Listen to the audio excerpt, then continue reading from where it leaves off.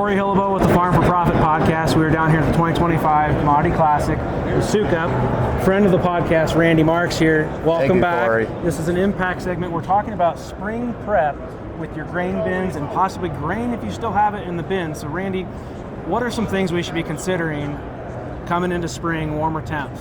Yeah, so the temps are warming up out there, right? And the key to keep that grain in condition is making sure that we're taking advantage of some of those warmer days and getting those fans turned on. And that way we're getting our grain temperature back up to kind of in that 10 to 15 degree of ambient air temperature.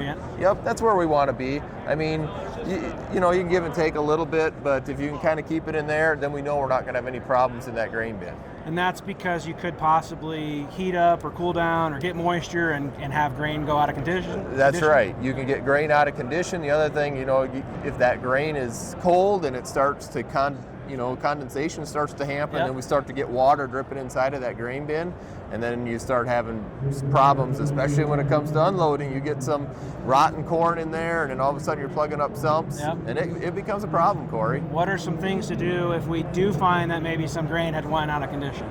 Well, the first thing, if you open the sumps up and nothing comes out, I would call your local dealer, right? Our local dealers, they usually have ways and tools that they can pull those unloads out. They can shove some things up in there, open up those grain bins so you get that grain flowing again. And then once you get that grain out, Corey, then you got to go in and do some of that maintenance, right? Yep. And I would say, please don't ever go in there if you got bad grain. Right. If you got bad grain, you do not want to be in that grain bin. You just do not go in there. We hear too many times, you know, the horror stories. I guarantee you at least somebody a year, somebody gets trapped into a grain bin and then dies, and that is just, that's not good for anybody, right? No, not for the farming community at all. Absolutely not. We don't want to lose any more farmers. What about just general maintenance on our unloads? Should there be things I should be considering coming into spring? Yeah, so once you do get those bins unloaded, what we want to do is we want to get in there and we want to check those gearboxes. Some of them need some grease up on that top bearing. They all have oil in them, so we want to check those oil levels, make sure they're good, and then check those chains. Those chains, especially if they're newer systems, those chains are going to loosen up.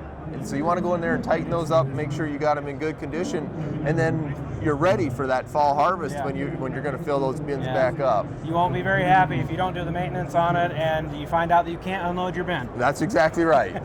That's a really bad time for maintenance. Yep. Well, Randy, thank you. Have a great rest of the show here at Commodity Classic. Yeah, thank you, Corey. Appreciate it.